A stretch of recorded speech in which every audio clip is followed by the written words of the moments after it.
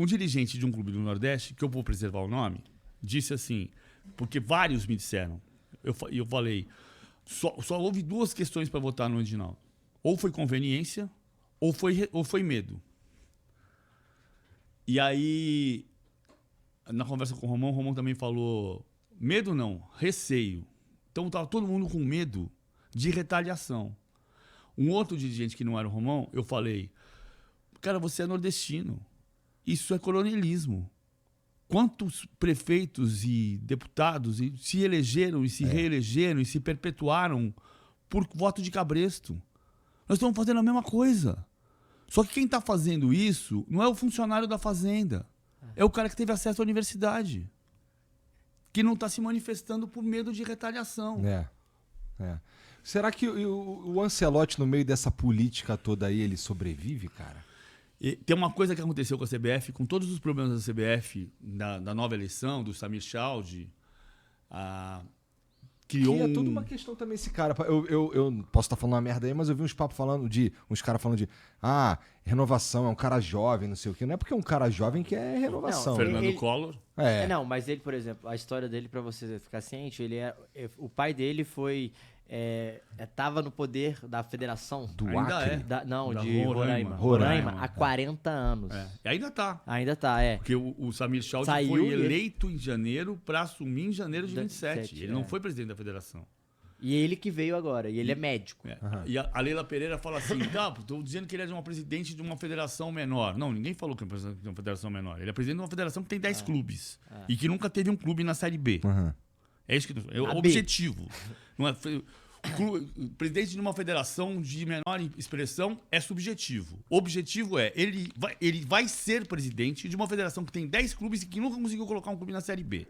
Isso é o objetivo. Isso é o objetivo. E a galera questionava o trabalho. Qual que foi o trabalho feito, então, que, premiou pra ele estar nesse lugar também, né? Por que ele foi o escolhido? Porque, assim, por ser o presidente mais jovem, o Fernando Collor é o presidente mais jovem da história do Brasil. Não é? Deu no que deu. Não estamos falando que o Chaldi vai... Não. Eu não estou dizendo que vai ser uma desgraça. O questionamento é o porquê que foi ele escolhido, entendeu? Inclusive, uma coisa que aconteceu foi que na eleição posterior, o clima com o Edinaldo, ele não era bom. Porque o Edinaldo era centralizador e as pessoas tinham medo dele. A chegada do Samir Chaldi, ainda que tenha ali um certo fatiamento informal da CBF, ele criou um bem-estar. Por exemplo, o Rodrigo Caetano, diretor de seleções, não estava conseguindo trabalhar. Tudo tinha que passar. Enquanto a gestão anterior da CBF distribuía a mesada para presidente de federação, tinha que passar o recibo do Uber pela mesa do presidente para aprovar o reembolso. Entendi. Então, assim, o diretor de seleções, o supervisor da seleção, ninguém conseguia trabalhar. Uma coisa que foi contada logo depois, na primeira semana do Samir Chaldi, as pessoas voltaram a sorrir.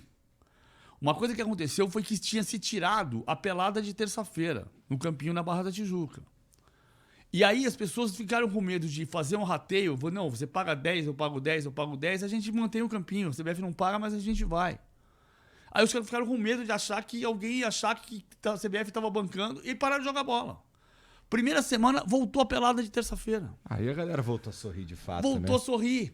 Então, isso pode, com todos os erros, pode dar certo. O Rodrigo Caetano é competente. A galera que está trabalhando no andar das seleções ali é competente. O Ancelotti é competente. Deixa os caras trabalhar. É capaz de dar certo. Entendi.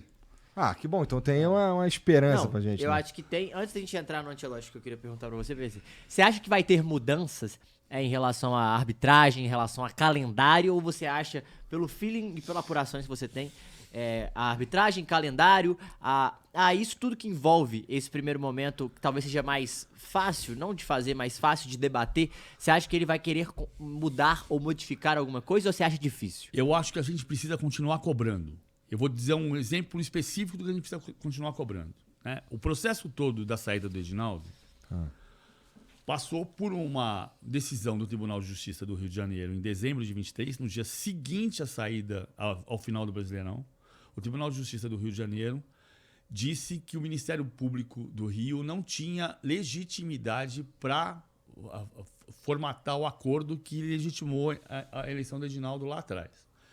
O Edinaldo foi deposto no dia 7 de dezembro de 23 e no dia 4 de janeiro de 24, o ministro Gilmar Mendes assinou uma liminar que devolvia o Edinaldo ao posto. Um dos argumentos é que o Brasil correria o risco de ser punido pela FIFA e não ir para a Olimpíada no torneio masculino de futebol.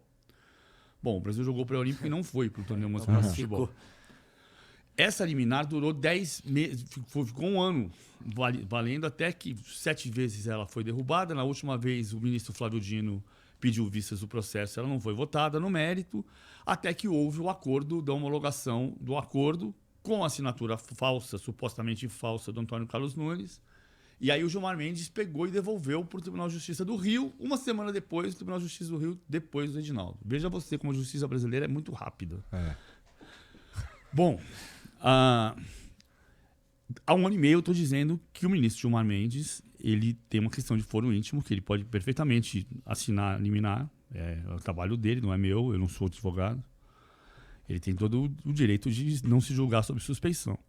Mas eu sempre disse que o ministro Gilmar Mendes era um dos fundadores do Instituto de Desenvolvimento e Pesquisa, IDP, que em agosto de 23 formatou uma parceria com a CBF Academy, assinada pelo Edinaldo Rodrigues.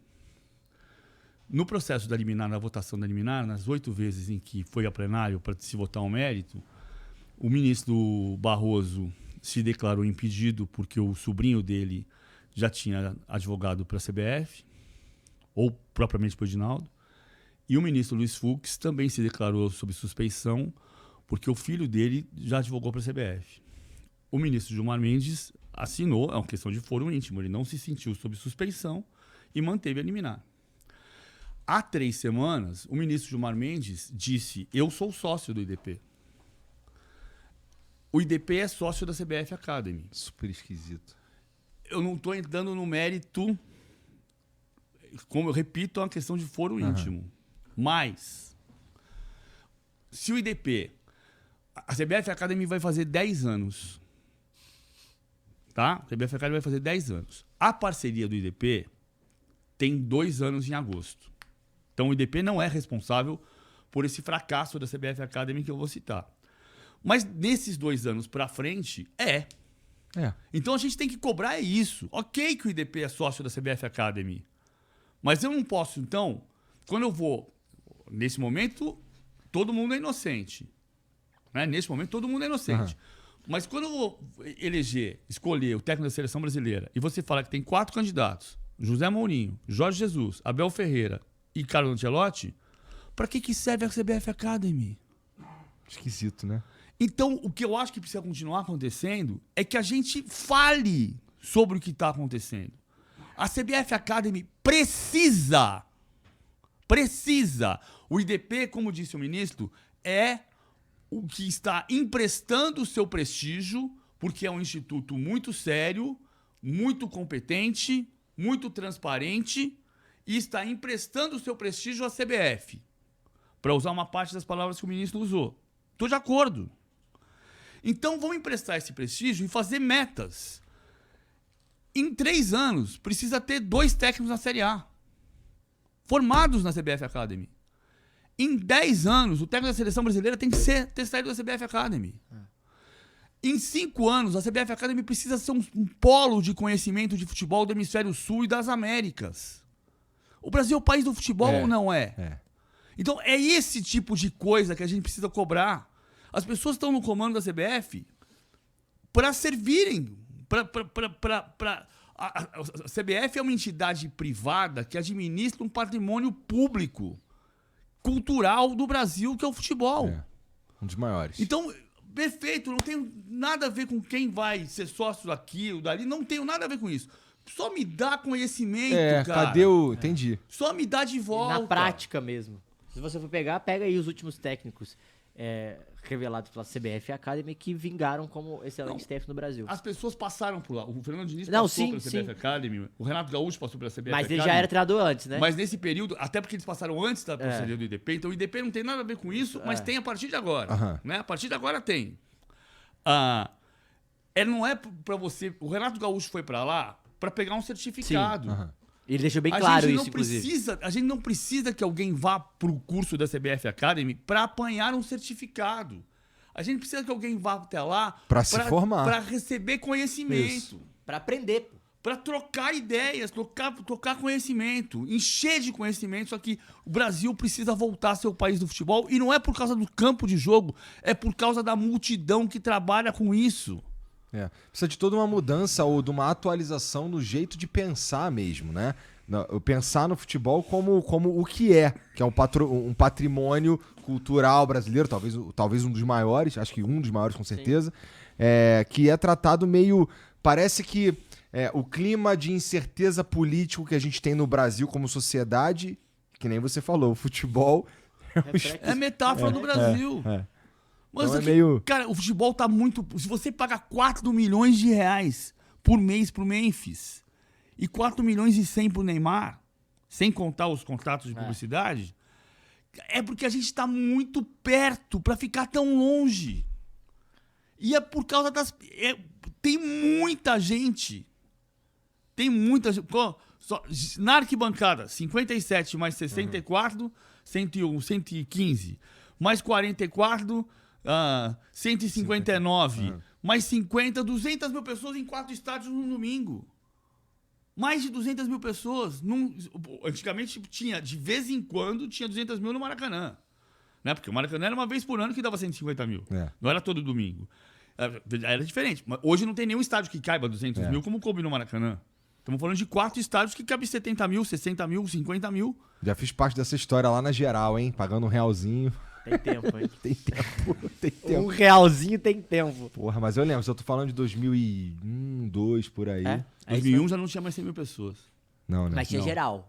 Barato. Tinha geral. Tinha geral barato. Eu lembro porque eu estudava no Cefet, que é quase em frente o Maracanã, daí eu só atravessava a Avenida do Maracanã, ficavam os caras vendendo latão de cerveja, e aí a gente ia então... Você falou que nessa época você era menininho, pequenininho, como é que você tomava cerveja nessa época? Calma aí, cara. Te quebrou agora, hein? Não, falei que os caras estavam vendendo, falei que eu tava tomando. Entendeu? Latão ainda. Latão.